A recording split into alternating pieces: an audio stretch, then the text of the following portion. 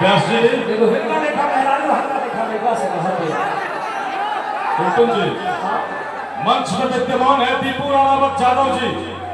अज्ञाओं की जनता के लिए जो सरकार से कर देता है बगावत, बिहार के उस नौजवान का नाम है दीपू राणावत। एक बार जोरदार तालियां दीपू भाई के लिए होनी चाहिए।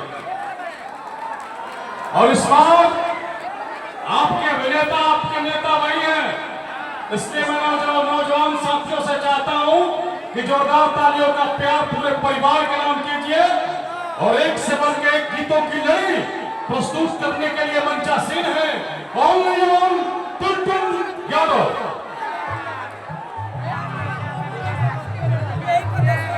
और पवन जी आएंगे इधर, पवन राजा यादव जी,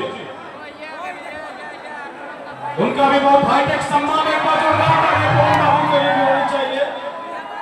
हम सभी के छोटे भाई मित्र और भोजपुरी के अभिनंदन है पवन राजा यादव जी और अरुण भैया के तरफ इनका भी हार्दिक हार्दिक स्वागत है।